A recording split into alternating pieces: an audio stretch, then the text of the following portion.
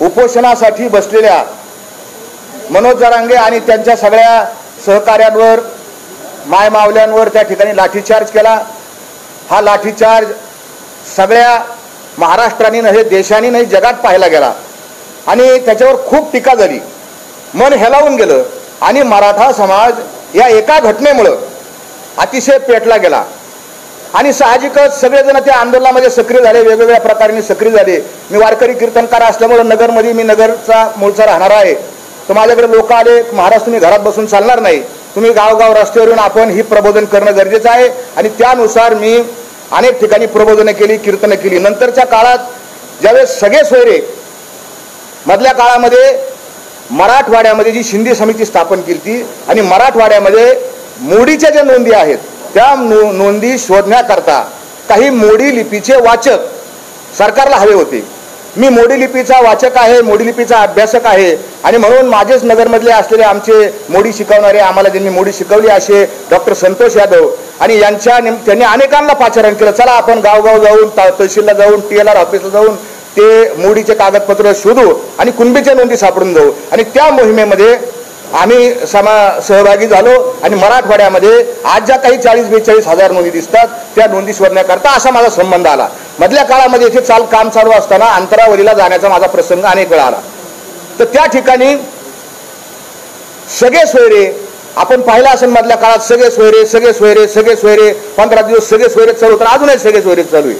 तर हे सगळे सोयरे चालू असताना मी याचा लॉचा विद्यार्थी आहे, नगरच्या लॉ कॉलेजमध्ये मी शिकलेलो आहे, तिथला विद्यार्थी आहे, पूर्ण नाही झालो, माझं पण विद्यार्थी आहे आणि मला माहिती असल्यामुळे ह्या ड्राफ्ट कसा बनवावा, मसुदा कसा करावा यासाठी मी त्या कोर कमिटीमध्ये सहभागी झालो आणि मग जरांगे पाटलांचं काय म्हणणं आहे ते म्हणणं घ्यायचं आणि शासनाचे जे विधी आणि न्याय खात्याचे जे मॅडम होत्या, महसूल खात्याची होती, समाज कल्याण खात्याचे सेक्रेटरी होते आणि त्या सेक्रेटरीकडे बसायचं आणि त्या परत इकडे यायचं, जरांगे साहेबांना दाखवायचं, तिथून त्यांच्याकडे जायचं, परत त्यांना दाखवायचं, असा गेले अनेक दिवस आम्ही प्रवास केला, पण आम्ही याच्यामध्ये कधीच समोर आलो नाही। माझा आवाज आपल्या सगळ्या चॅनलमध्ये आहे, सगळ्या चॅनलमध्ये माझा आवाज आहे, पण माझा चेहरा नाही। मी नेहमी आपल्या त्या अंतरावलीमध्ये असणारे जे आपले पत्रकार बंधू आहेत त्यांना सगळ्यांना माहिती आहे, मी कॅमेऱ्याकडे पाठ करून पाहतो आणि म्हणून आणि हे सगळं चालू असताना जरांगे पाटलांचा, आता मी त्याला पाटील म्हणणार नाही,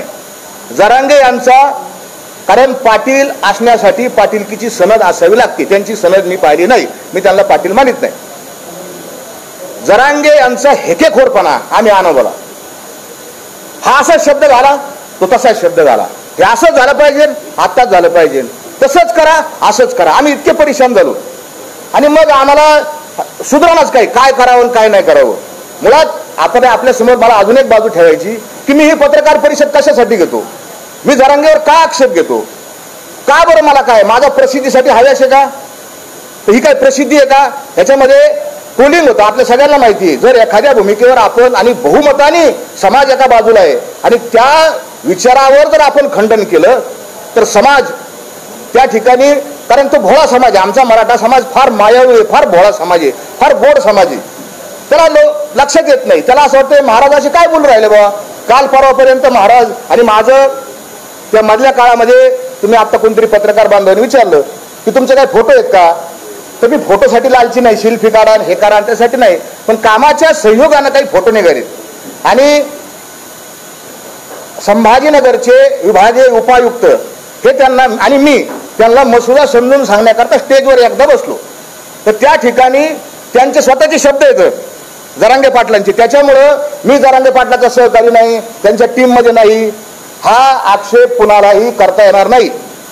जरांगे पाटलांचा व्हिडिओ आहे, जरांगे पाटलांनी क्लिअर कट सांगितलं, मी कालही त्या एका व्हिडिओवर ऐकून दाखवलं की जरांगे पाटलांनी सांगितलं, तुम्हाला ऐकून दाखवतो मी तो व्हिडिओ असा आहे की जरांगे पाटील मला म्हणतात की महाराज आहेत या ठिकाणी, महाराज करू लागायला आहेत, महाराज साक्षीदार आहेत, हे तुम्हाला मी व्हिडिओ ऐकून दाखवतो।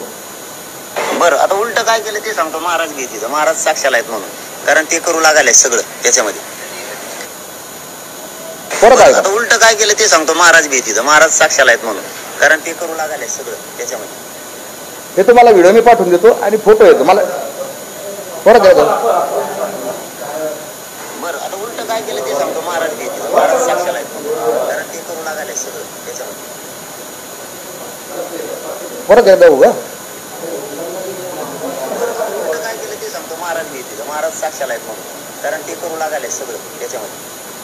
आता तुम्हाला हा आवाज आला असेल, कारण महाराज इथं आहेत, महाराज करू लागायला आहेत, त्यांची तिकडची भाषा आहे, गावरा आमची ग्रामीण भाषा आहे, आणि महाराज साक्षीला आहेत. मी जरांगेच्या प्रत्येक कृतीला साक्षीदार आहे. हे जरांगे, मनोज जरांगे यांचा आपण आता स्टेटमेंट, त्यांचा व्हिडिओ चॅनलवर उपलब्ध आहे. म्हणजे कुणी असं म्हणणार नाही की हा माणूस कोणतरी आला आणि इथं आला आणि बसला. मग समाजामध्ये दुसरा प्रश्न असा तयार होतो, आक्षेप माझ्यावर असा येतो की हा माणूस प्रसिद्धीसाठी करतो का? तर बिलकुल नाही. आम्हाला कायम हार आमच्या गळ्यामध्ये येतं. आम्हाला तुकोबारायांनी भरपूर दिलेलं आहे, भरपूर आई वडिलांनी तुकोबारायांनी आम्हाला भरपूर दिलं. प्रसिद्धीचा हव्यास नाही, पैशाचा हव्यास नाही. माझ्या परिसरामध्ये बऱ्याच लोकांनी माझ्यावर टीका केली की हे पाकिटं घेऊन, सरकारचं पाकिट घेऊन इथं आले असतील. तर बिलकुल नाही. माझ्या परिसरात विचारा, मी कीर्तनाचे पैसे घेत नाही, उलट देतो. अजून माझ्यावर काही वेगवेगळ्या प्रकारचे आक्षेप त्या ठिकाणी त्यांनी नोंदवले, त्याचं पुढे मी निराकरण करीन. पण तुम्ही असं म्हणता की तुम्हाला आत्ताच का झालं? तुम्हाला जरांगे हेकेखोर होता हे तुम्हाला माहिती होतं, तर तुम्ही आत्ताच का बोलले? मी आत्ता बोललो नाही. मी साधारण 3 दिवसापूर्वी माझ्या मनातली जी खतखत आहे ती एका छोट्याशा युट्यूबच्या चॅनलवर टाकली, आणि जवळपास महाराष्ट्रामध्ये कोट्यावधी लोकांनी, अनेक पोर्टलवरती गेली आणि कोटी लोकांच्या पुढे ती लोकांनी पाहिली. मला हजारो फोन आले, 2 प्रकारचे फोन आले. समर्थनाचे फोन आले आणि शिव्या शाप देणारे दोन्ही फोन आले.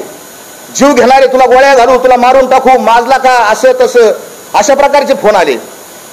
पण मी त्याला उत्तर दिलं, माझा धर्म सत्य सांगणं हा माझा धर्म आहे. तुका म्हणे बरा सत्याचा सायास, नवनीता नास नाही पुन्हा. तुमच्या बाजूला बहुमत जरी असलं, किती लोक तुमच्या बाजूला असले, आणि मी जर एकटा असेल तरी मी सत्य सांगणार. गॅलिलिओ 500 वर्षापूर्वी एकटाच म्हणत होता पृथ्वी गोल आहे, आणि सगळे जग आणि सगळे धर्मग्रंथ म्हणत होते पृथ्वी कशी आहे, सपाट आहे. कोण खरं ठरलं? काळ याचं उत्तर देईन, बारसकर महाराज बरोबर आहे की जरांगे बरोबर आहे. आणि सगळ्यात जास्त जसं एखाद्याचे 100 अपराध भरतात, आमच्या भगवान श्रीकृष्णाने सांगितले शिशुपालाचे 100 अपराध भरल्यावर त्याला मारलं, तसं या जरांगेचे 100 अपराध भरलेत. आणि 100वा अपराध कोणचा आहे? तर ह्या जरांगीने माझ्या जगद्गुरु तुकोबारायाचा अपमान केला, आणि तो मी कधीच सहन करू शकत नाही. मी कशासाठी गेलो तिथे स्टेजवर गेलो, त्या जरांगेंना म्हणलो, सगळे लोक म्हणत होते पाटील पाणी प्या, पाणी प्या, पाणी प्या, जरांगे पाटील पाणी प्या, अशा पद्धतीने घोषणा झाली होती. एक लहान लेकरू गेलं, हातात बाटली दिली, जरांगेंनी त्यांचं ऐकलं नाही.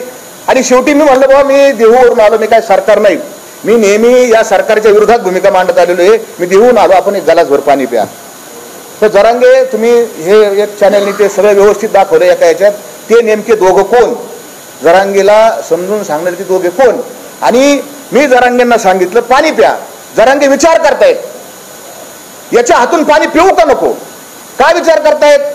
कारण जरांगेंच्या लक्षात आलं, मी जर याच्या हातून पाणी पिलं कॅमेऱ्यासमोर तर हा मोठा होईल, हा कोणतरी मोठा होईल, आणि हा अहंगंड, हा श्रेष्ठत्वतेचा भाव, खोट्या श्रेष्ठतेचा भाव त्याच्या मनात आला. आणि जरांगेनी मला काय म्हणले, मला काय, मी लय लहान माणूस आहे, माझा किती, आम्हाला हाकलून द्या, मला माझ्या आम्हाला मान अपमान गोवे हे गुंडोनी ठेवावे. तुकोबारायने आम्हाला मान आणि अपमानाचे काय नाही, मी तर फार शुल्लक माणूस आहे. पण हा, मी याला सांगितलं, अहो मी देऊन आलो, तू का म्हणे माझं धाडीले निरोपा, तू पाणी प्या, तुम्ही पाणी प्या. मला लय ते मला लोक सांगू संतन फिंतन, मला सारं कळतं.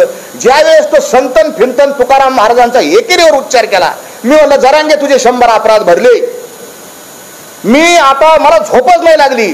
तुम्हाला अजून मी पुढे काही, आता एकदम नाही, पुढे काही गौप्यस्फोट करणार आहे जरांगेची, आजच्या याच्यात नाही करणार. आणि मग मी पहिला व्हिडिओ बनवला, दुसरा व्हिडिओ बनवला, मराठ्यांना कसं बर्बाद या जरांगेने केलंय. ते दोन्ही व्हिडिओ एका माध्यमाने, ते आपल्या एका चॅनलच्या माध्यमातूनच ते सत्य उघडकीला आलं. एका पत्रकार बांधवांनी ज्या मराठ्यांची घरं जरांगेंनी बर्बाद केली, उघड्यावर आणली, उद्ध्वस्त केली, त्यांचे मुलाखती एका चॅनलने घेतलेल्या आहेत. फक्त असं भानगड असं आहे की समाज फार लवकर विसरतो. तुकोबाराने त्याच्यामुळे सांगितलं, विसरली तया थोर झाली, आणि खूप नुकसान झालं हा जरांगे. आणि म्हणून माझा वाद सुरू झाला. दुसरा माझा आक्षेप आहे, की या जरांगे काय आक्षेप आहे माझा काही भाऊबंद नाही, माझं काही नुकसान केलेलं नाही, जरी काही नाही आक्षेप का की याला शेजारी खुसमस करे लोक लागतील, हांजी करणारे लोक लागतील. जरांगे मला इकडे पूर्व दिशा ती इकडेच पूर्व दिशा असे लोक लागतील. आणि आमच्या कीर्तनकारांनी याच्यात कळस केला. कीर्तन हे परिवर्तनाचं साधन आहे. कीर्ती मानवाची गाऊ नये असे तुकोबारांनी सांगितलं. आणि आमचे लाळ खोटे कीर्तनकार, लाज वाटायला पाहिजे असे कीर्तनकार त्या अंतरावली सराटीत जातात आणि तिथं जाऊन म्हणतात आता देहू आळंदीला जायची गरज नाही, अंतरावली सराटी हेच आपलं देहू आणि हीच आपली आळंदी, इठल इठल. अरे ही पद्धत आहे. एका महाराजांनी अभंग घेतला कीर्तनासाठी, ह्याची दान दे का देवा तुझा विसर न व्हावा. या जरांगेच्या आंदोलनासाठी त्या कीर्तनकारांनी, नालायक कीर्तनकारांनी तुकोबाराचा अभंगच बदलून टाकला. ह्याची दान दे का देवा आणि मराठ्याला आरक्षण मिळावा. अरे आरक्षण मिळवण्यासाठी आम्ही जेलमध्ये गेलो, आंदोलन केलेत, याचिका केल्यात, पैसे घातलेत. 2006 पासून आम्ही भांडत होत, पण आम्ही कधीच असं नाही म्हणलं की तुकोबारायांच्या अभंगात आम्ही कधी बदल केलेला नाही.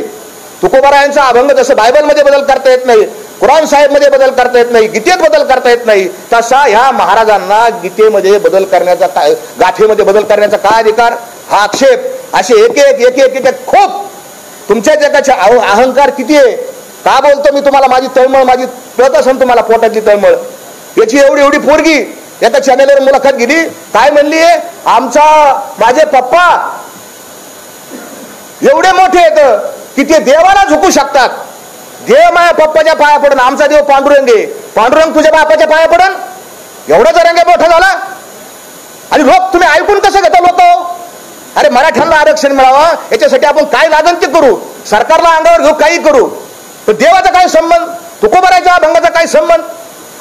हे का कसं काय. मला अनेकांचे फोन आले, ती बारकी पोरगी आहे. अरे बारकी पोरगी आहे, मग ज्यावेळेस लग्नाच्या सोयरीकी होतात का घर बघायला जाते. आईबाप कशी येतं, जसे आईबापाचे संस्कार तसे त्या लेकराचे संस्कार असतील. एवढं लेकरू त्याची इतकी अहंकाराची भाषा असेल तर बापाची किती अहंकाराची भाषा आहे. हा मनुष्य मराठा समाजाचं नुकसान करणारा आहे, मराठा समाजाचं वाटोळ करणारा हा मनुष्य. मला हा अनुभव आला.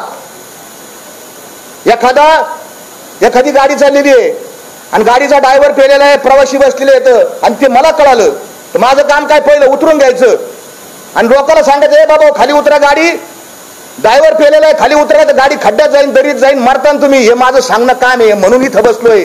गाडीचा ड्रायव्हर पेलेला आहे, गाडी खड्ड्यात जाणार आहे, माझं सांगायचं काम आहे, मी सत्य सांगणार. मला खूप धमक्या आल्या, गोळ्या घाला, मारा, सगळ्या रेकॉर्ड येतात.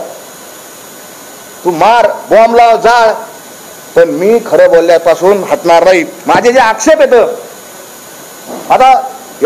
आता माझ्यावर अजून एक आक्षेप, हा छगन भुजबळचा माणूस आहे, छगन भुजबळचा माणूस, हा सरकारचा माणूस आहे, हा मोठा आक्षेप आता सध्या त्यांनी हा फुटला.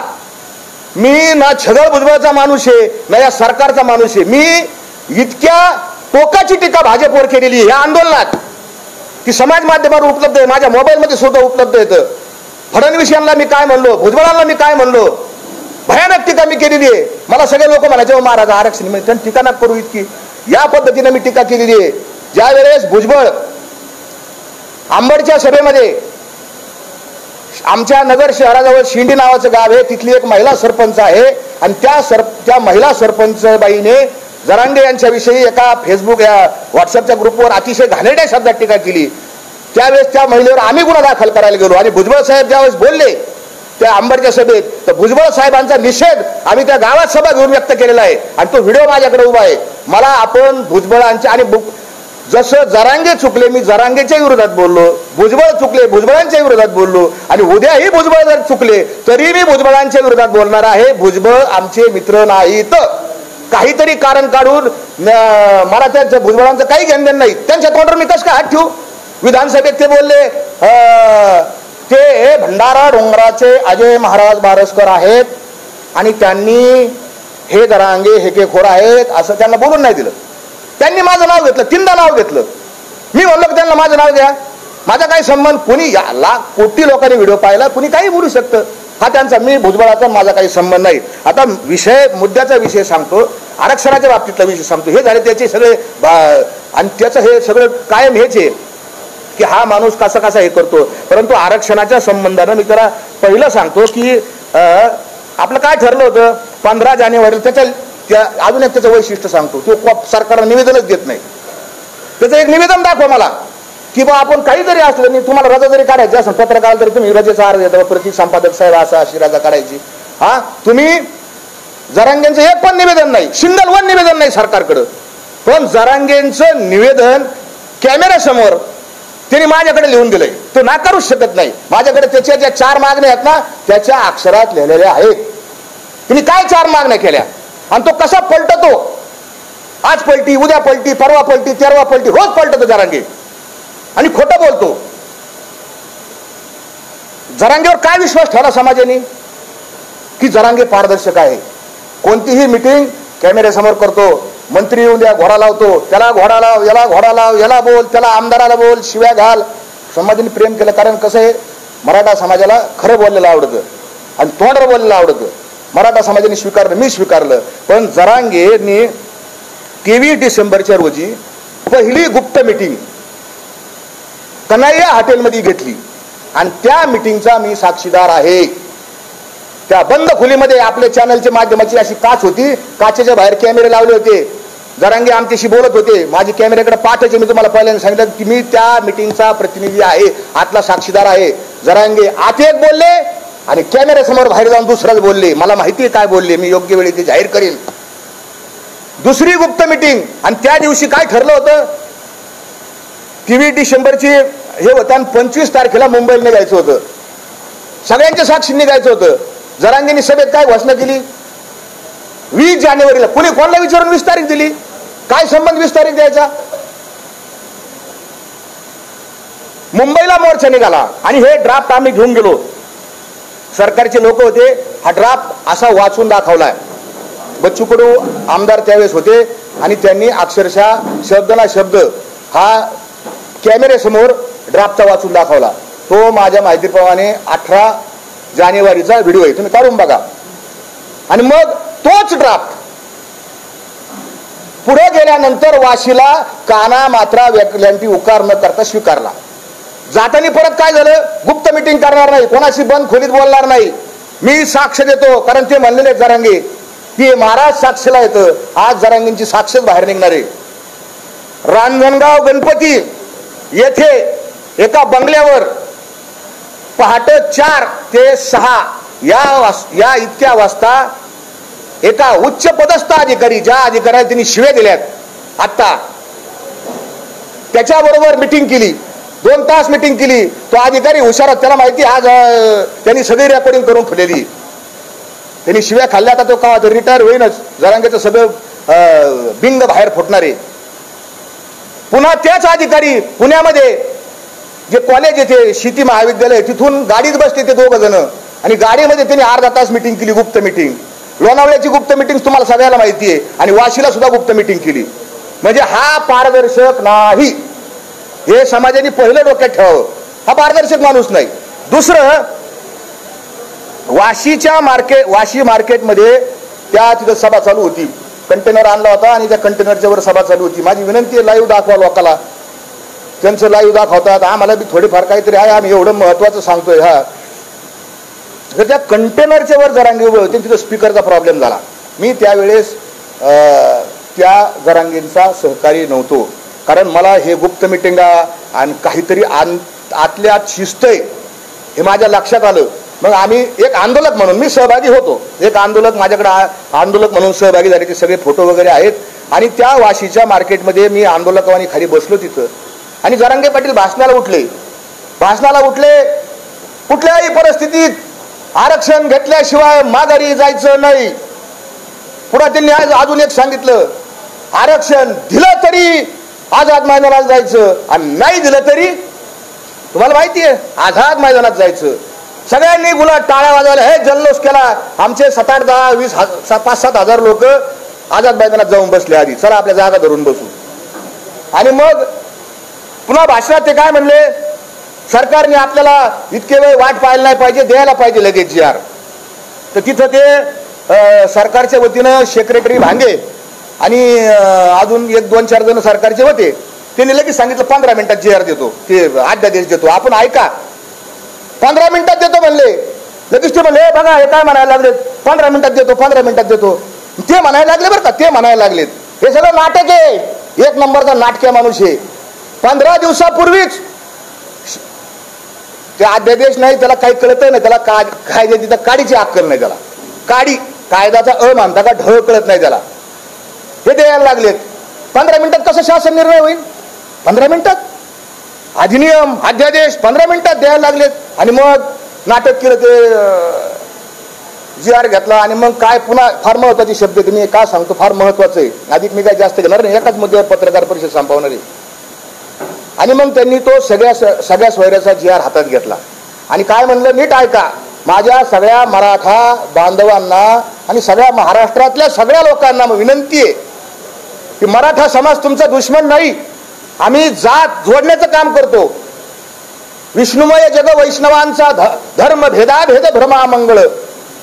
आणि मग जरांगेंनी काय सांगितलं की हे अर्धवट ज्ञानलय बेकार असतं आणि मग हे सगळं वाचून घ्यावं लागेल, त्याच्यातला काना मात्रा यकार ओलांटी हे सगळं वाचून घेऊ, बघून घेऊ, पटलं तर हा अधिनियम अध्यादेश घेऊ, नाही तर आझाद मैदानात जाऊ. हे त्यांचे शब्द आहेत. मी थोडाफार मागं पुढे होईन, पण त्याचा आशय असा आहे. आणि मग तो JR घेतला, शासन निर्णय घेतला. आणि मग हे जरांगे साहेब पुन्हा त्या बंद खोलीमध्ये जाऊन त्यांनी चर्चा केली.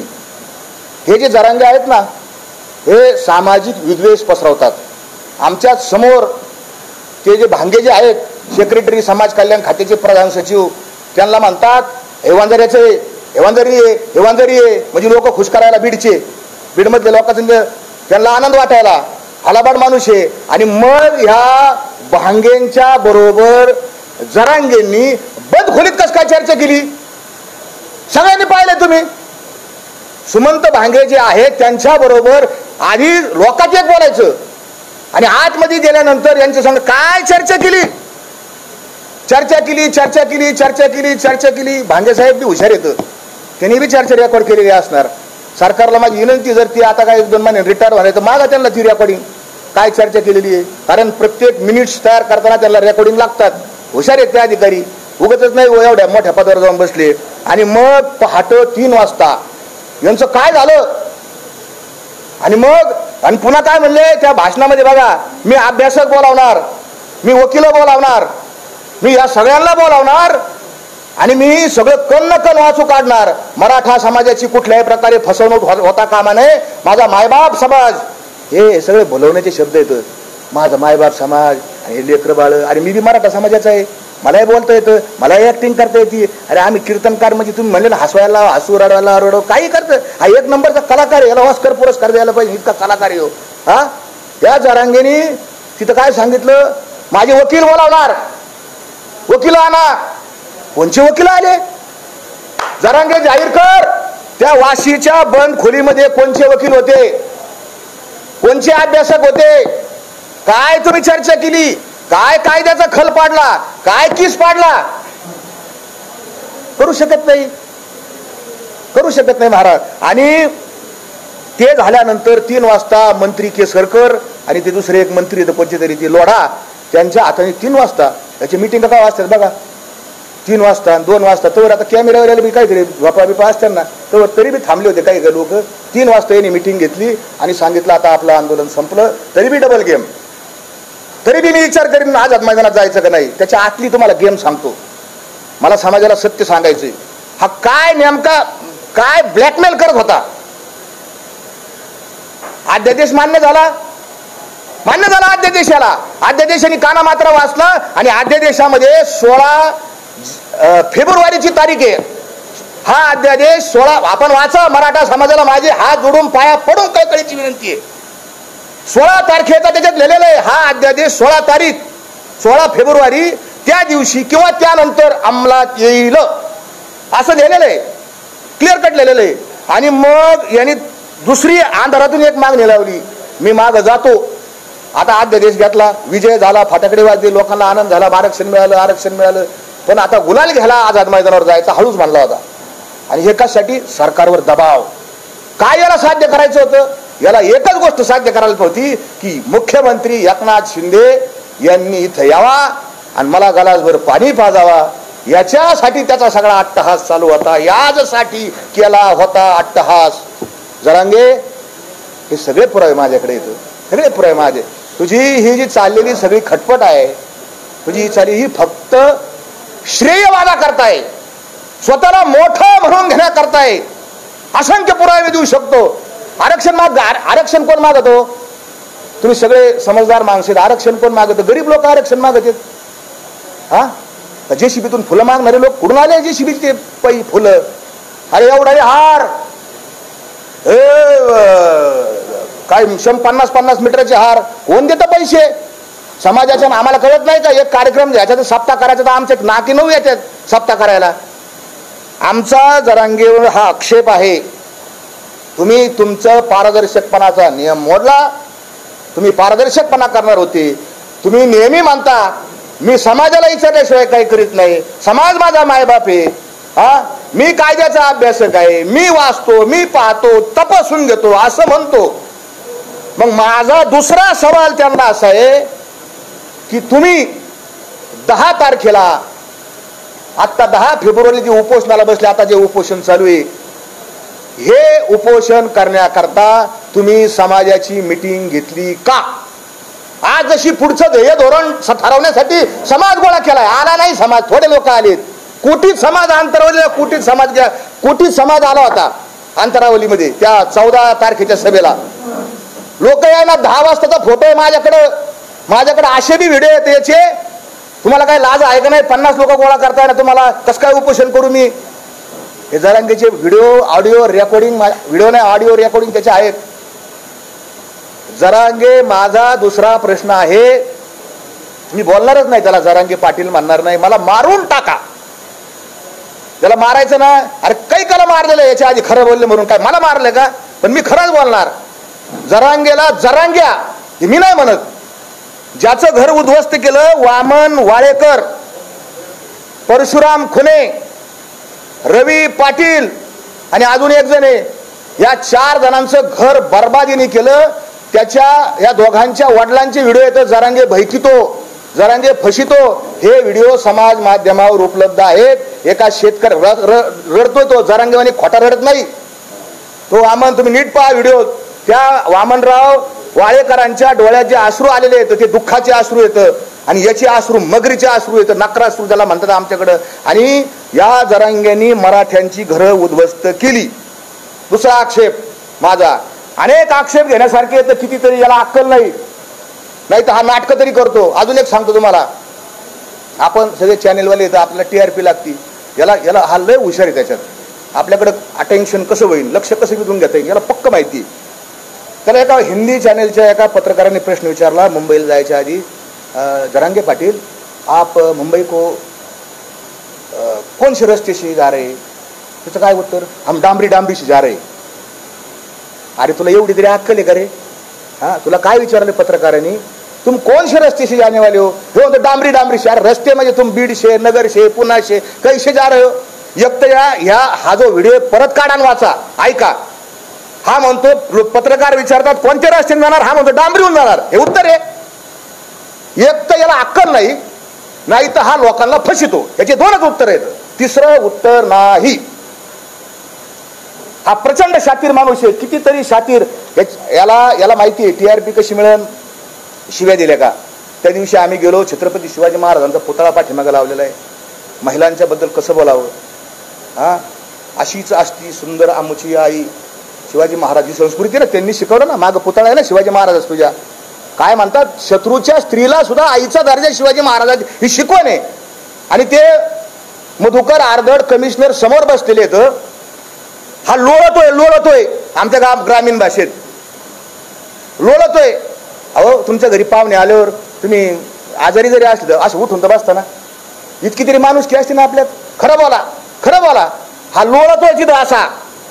आणि ते कमिशनर बिचारे बसले तिथं, आणि ते कमिशनर ते म्हणले काय, आणि काय सुरू केलं, तुझ्या आईचा, मी बोलणार नाही पुढं, टिंब.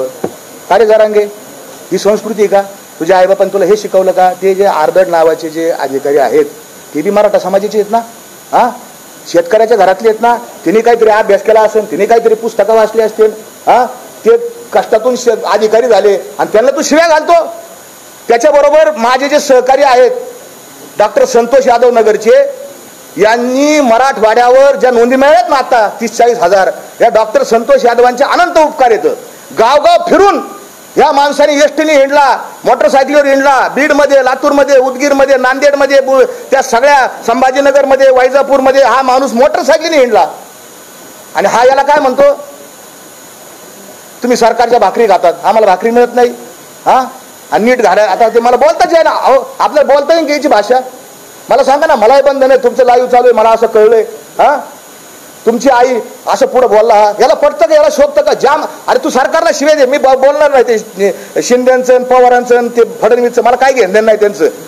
मी त्यांच्या कालही विरोधात होतो, आजही त्यांच्या विरोधात आहे आणि उद्याही त्यांच्या विरोधात राहणार जर ते चुकले तर. आणि त्याच्या आधीचे जे काँग्रेसचे तर त्यांच्या बी मी विरोधात होतो पहिल्यापासून. आपल्याला हे पटतच नाही, हे राजकारण लोक आपल्याला पटत नाही, म्हणून हे राजकारण सोडलं नाही, पारमार्थाला लागलोय. खूप बोललाय तो, म्हणजे हे कल्पना शक्तीच्या बाहेर आहे कोणताही माणूस. मी विनंती करतो, मला अनेकांचे फोन आले, महाराज आणि तुम्ही काय आले तिथे गेलते, आणि तुम्ही काय आले गेलते तिथं. अरे यांनी बोलावलं मला, माझ्याकडे रेकॉर्डिंग घेता, यांनी बोलावलं, यांनी मला माफी मागितली, याच्या कोर कमिटीने माफी मागितली. चुकलं महाराज, महाराज तुम्ही या. आणि मी गेलेलो नाही, मला आत्मसन्मान आहे, मला सुद्धा मान सन्मान आहे, मी कशाला जाऊ त्याच्या स्टेजवर जर अपमान केला तर. आणि त्यांनी बोलवलं महाराज. आणि ह्या सगळ्या गोष्टी, अनेक गोष्टी सांगण्यासारख्या आता. हा हा, गुप्त मिटिंग मध्ये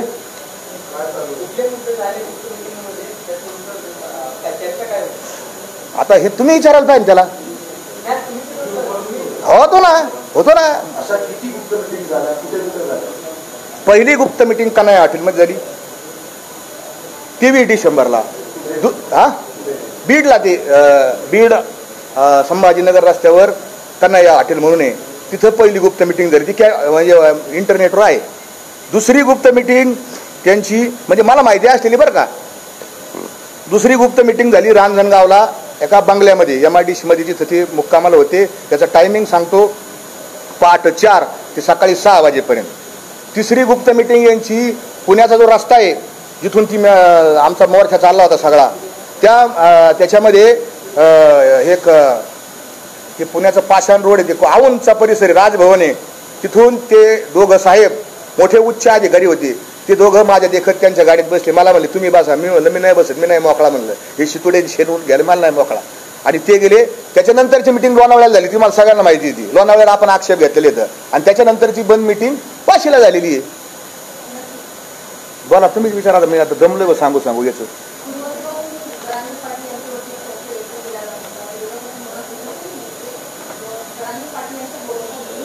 हा आहे ना, हा बरं झालं ते सांगायचं राहिलं, तुम्ही आठवण केली. 10 तारखेला जरांगे हे उपोषणाला बसले. पहिला आक्षेप, आज जसं समाजाला बोलावलं मिटिंग घेऊ, पुढची दिशा ठरवू, मग 10 तारखेला का नाही बोलावलं? 10 तारखेला जरांगे त्यांची जे काही लोक होते आणि तिथं योगायोगाने मी बी होतो तिथं. आणि जरांगे काय म्हणले, त्यांची चर्चा झाली बरं का, आता उपोषणाला बसायचं आणि सगळ्या ग्रामस्थांनी विरोध केला. आत्ता चालू आपण 16 नंतर बसू ना, आत्ता चालू आपण 16 नंतर बसू. जरांगेला एक फोन आला, आता तुमचं उत्तर देतो मी. जरांगेला एक फोन आला आणि ते फोन असा चालू असताना त्यांच्या एखाद्याने विचारलं काय करतो पाटील? ते काय ना, पत्रकार बसलेत रोजचा सकाळचा, ते तुमच्या मुंबईमधले एक राऊत आहे, त्यांचं जसं असं त्यांचा यांचा एक व्यवसाय झालेला आहे, सकाळी सकाळी पत्रकार परिषद धंदाच झालेला आहे. आणि ते मी पत्रकारांना बाईट देऊन येतो आणि मग आपण 4 वाजता मिटिंग घेऊ आणि मग उपोषणास ठरवू. हे त्यांचे शब्द आहेत बरं का. 10 तारखेचे त्या पवित्र मंचकावरती जाऊन बसले. त्यांचा तो मंच फार पवित्र आहे तो असा, तिथे येणारे सगळे असे हुजरे गुलाम असते तिथे आहे सगळे. त्या पवित्र मंचकावर गेले आणि प्रेस सुरू केली त्यांनी. आणि प्रेस सुरू केल्यानंतर काय म्हणलं, पहिलं वाक्य त्यांचं तुम्ही त्या दिवशी 10 तारखेच्या प्रेसमध्ये नीट ऐका, ऐका. ते वाक्य असं होतं, हे बघा आता मी उपोषणाला बसलोय, पुढचं बोला. हे त्यांचे पुढचं बोला. लोक म्हणले मिटिंग घ्यायची होती आपल्याला, मग नाही नाही, आता मी बसलो म्हणले, आता पुढचं बोला. अरे तू कोणाला बसला विचारून? तुझे सगळे लोक म्हणतात पाणी प्या, तू विचारलंच कोणाला? मुदतच जर 16 तारखेपर्यंत, 16ला अधिकारी आपल्याला बसायचा. कोणाचा फोन आलता हा मला प्रश्न आहे, कोणाचा फोन आलता आणि त्यांनी ते जाहीर करावं. मला संशय आहे, मी कोणाच तरी फोन आलता, मला माहित नाही नेमका कोणाचा आलता.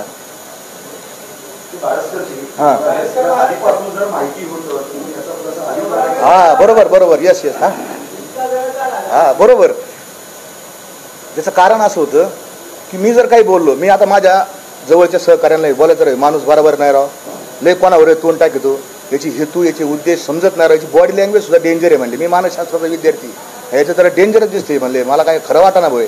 पण लोक काय म्हणायचे, कशाला बोलायचा महाराज, एवढ्या वर्षांनी समाज एकत्र झालाय आणि आपण जर काही बोललो तर काय होईल, समाजामध्ये विरोधकांना हत्यार मिळेल, विरोधकांना काही ना काही मिळेल आणि हे सगळं तुमच्यावर येईल की तुम्ही समाज फोडा. म्हणून आम्ही गप गप गप गप. पण जेव्हा ह्यो म्हणला तुकाराम महाराजांना संतन फंत, म्हणलं जरांगे तू संपला.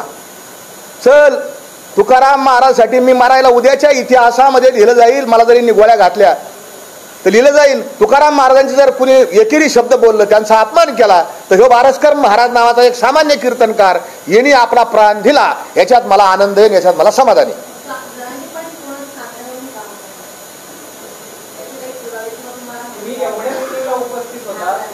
पाणी तरी प्यायला काय परत विचार.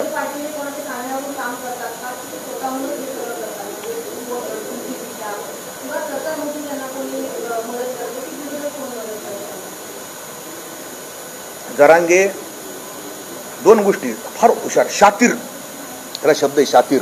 हा शातीर माणूस आहे. हा फायदा आहे कसा तो बघतो, आपला फायदा काय, आपला कसा फायदा होईल, आपण कसं पुढे जाऊ. तुम्ही 2021चं आंदोलन आहे माझ्याकडं, त्याचं व्हिडिओ आहे माझ्याकडं. उद्धव ठाकरेंना एवढ्या शिव्या दिलेल्या त्या साष्टी पिंपळगावच्या आंदोलनामध्ये, त्यांनी भयानक शिव्या दिलेल्या आता.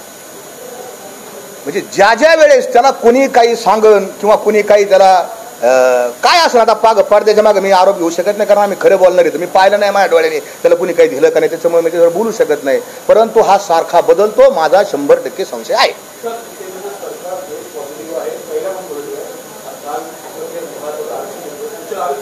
हा हा हा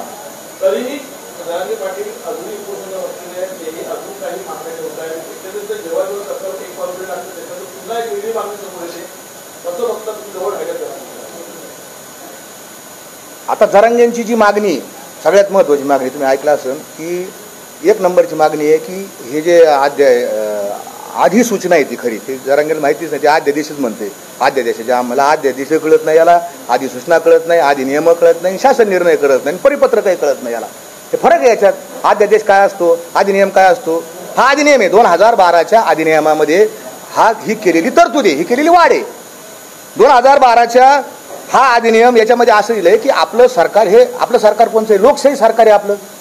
कोणत्याही सरकारला जर कायदा करायचा असेल, अधिनियम करायचा असेल, 2001च्या कायद्यामध्ये कलम 8 मध्ये तरतूद केलेली आहे की सरकार वेळोवेळी त्यांना योग्य वाटेल असे नियम बनवू शकेल, जेणेकरून लोकांना जातीचे प्रमाणपत्र देणे सुलभ होईल, असं कायद्यात तरतूद आहे. आणि मग त्याच्या अनुषंगाने 2012ला पहिला 1 सप्टेंबर 2012ला पहिला अधिनियम अस्तित्वात आला आणि त्याच्यानुसार कोण जातीचं प्रमाणपत्र देईल, कोण काय करीन ही आली. 2017मध्ये त्याच्यात अमेंडमेंट आली.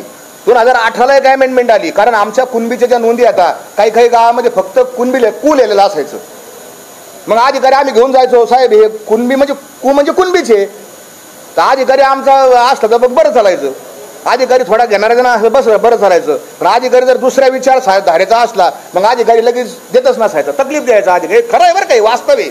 हे भेदाभेद करतात हे अधिकारी बसलेले सुद्धा, म्हणून तर लोक तळलेले आहेत, म्हणून समाज रस्त्यावर आलेला आहे. आणि समाज का रस्त्यावर आलेला आहे ते एक सांगतो तुम्हाला की मराठा समाज हा आतून इतका पेटलेला आहे, भयानक पेटलेला आहे.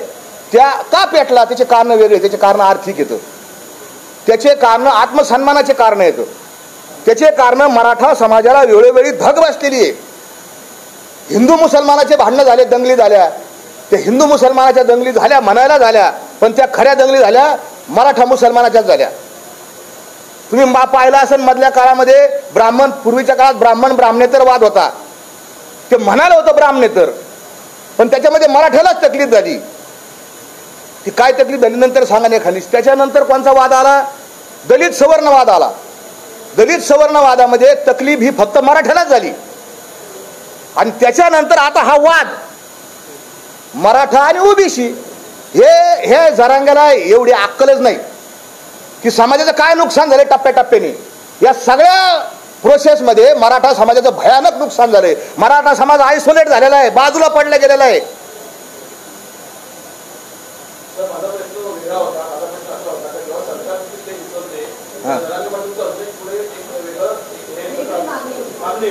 काय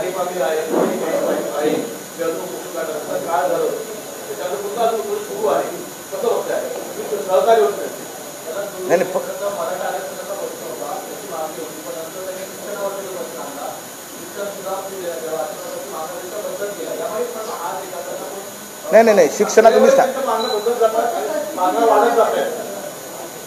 आहे. शिक्षणाचं तुम्हाला सांगतो. शिक्षणाचं काय झालं, मी जरांगे पाटलाला सांगितलं, आमच्या दोघांची चर्चा झाली. आम्ही आंदोलक आहे, ते आंदोलक येतं. मी काय सरकारचा अधिकारी नाही. मी म्हणलं जरांगे पाटील एवढा मोठा समाज गोळा झाला तर आपल्याला समाजाकडून काही ना काही अजून वाढीव घेता येईल, जे सरकारला देता येणं शक्य आहे. मग सरकार काय देऊ शकतं? तर सरकार मराठा समाजाला पैसे म्हणजे निधीच्या याच्यामध्ये देऊ शकतं. तर आपण एक मागणी करू म्हणलं की शिक्षणामध्ये आपल्याला काय मिळवता येईल का काही याच्यात, आणि त्यांचाही त्याच्यामध्ये रोल आहे. मी काय म्हणत नाही ते काय माझं श्रेय एकट्याचं, त्यांची ती भूमिका होती. आणि हे कोणाचा हात नाही, तर ते चर्चेतूनच शिक्षणाचं पुढं आलेलं. आता हे भेटत नाही आपल्याला, सरसकट भेटत नाही.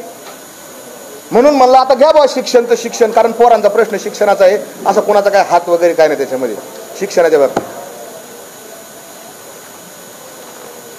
माझं काय राहिलं का?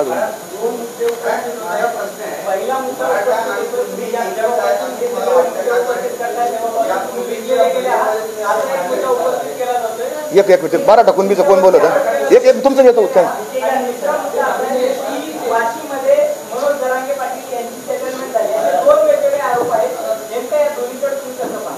नाही थांब, ते मराठा कुणबीचं मला सांगू द्या आधी, मी सांगतो तुमचं.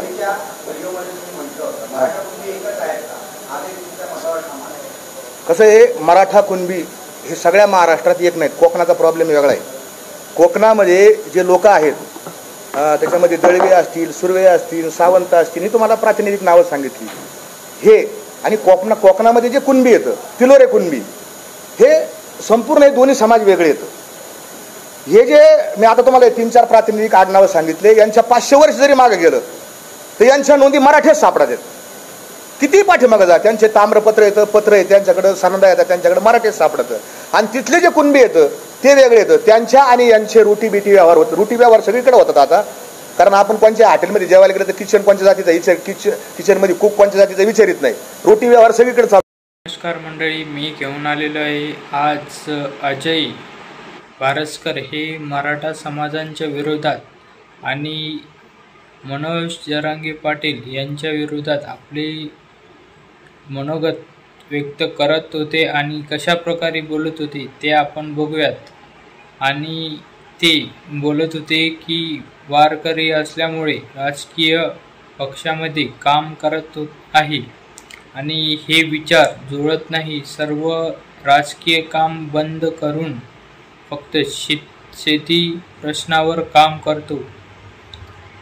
करत होतो आणि रस्त्यावर उतरलेलो होतो. आणि यापुढेही आता मधल्या काळामध्येच मागच्या 4-5 महिन्यापूर्वी पोलिसांनी अंतरवाली सराटीमध्ये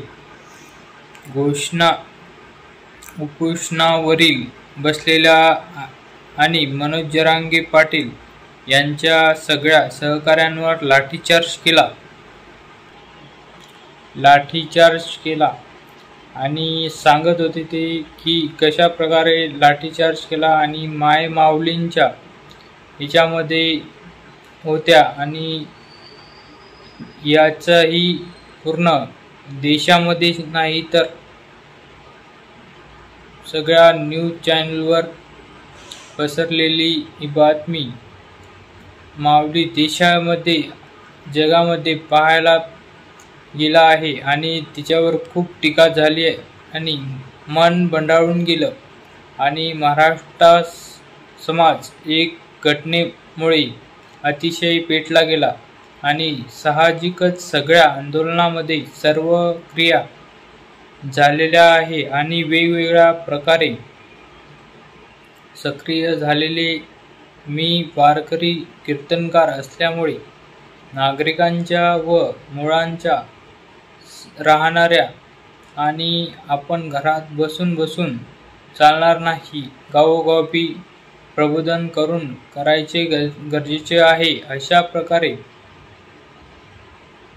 त्यांनी आपले भाषणातून सांगितले आणि ते सांगत होते की मी शेतकऱ्यांच्या हितासाठी राजकारणामध्ये उतरलेलो आहे, तरी मनोज जरांगे पाटील मराठा समाजाच्या आरक्षणासाठी लढत आहेत, त्यामुळे मी त्यांच्या